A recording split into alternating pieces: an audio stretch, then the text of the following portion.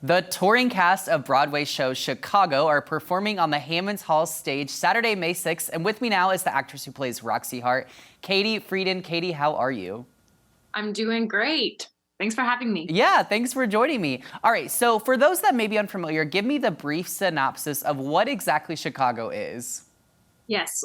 So Chicago follows the story of two murderesses, Roxy Hart and Velma Kelly. And they both kill their lovers, husbands, and several other murderesses in the Cook County Jail. And they all use the help of the slick, slimy lawyer Billy Flynn to get out of jail using their charm and their razzle dazzle and kind of schmoozing the media in order to get out of jail. Yes, yes. All right, so as I said, you play Roxy in the show. So what's it been like for you playing that role? And was there anything you specifically did to prep or embody this character? It has been the biggest honor of my life to play this role, especially so many iconic people have stepped into this role, and a lot of my personal heroes, such as Anne Ranking and Charlotte Dembois. So it's been not only honoring, but a little intimidating. But the creative team, Tanya Nardini and Gary Christ, they were so incredible in helping me find my version of Roxy. And I think just through my movement and through using what makes me me and tapping into my vulnerability, I was able to find Katie's version of Roxy. Yeah, absolutely. Now I know you were kind of saying this is kind of like a dream role in a sense. So has the hype of it being your dream role lived up to the expectation? Yes, and it's also not like, when you step into something, it's not always what you think it's going to be. Yeah. I think that's so true of tour. I think when people think of tour, they think it's so glamorous. And there are some times where it's not so glamorous, where we're on the bus for hours at a day driving into a show.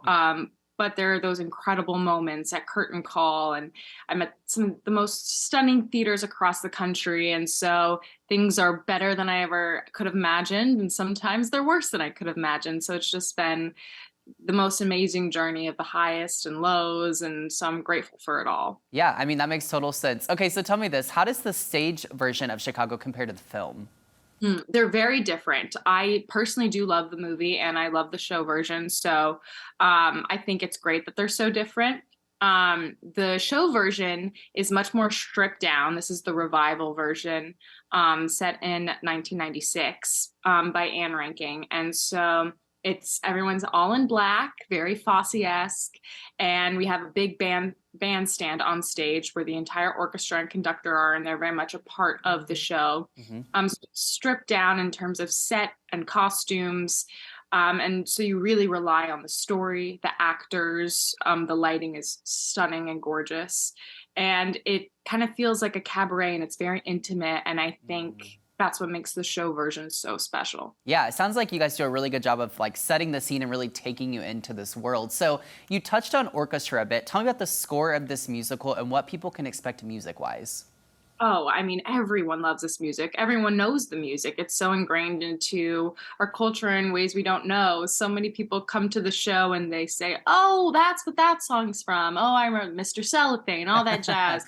So the music is just, it feels so good. It makes you just want to dance. And the music is why I think this show just continues to stay open, because it's so incredible. Yeah, yeah. Well, okay, on that note, so I understand that Chicago is the longest running American musical on Broadway, spanning over 25 years, which is incredible. So aside from maybe the music, why do you think that is?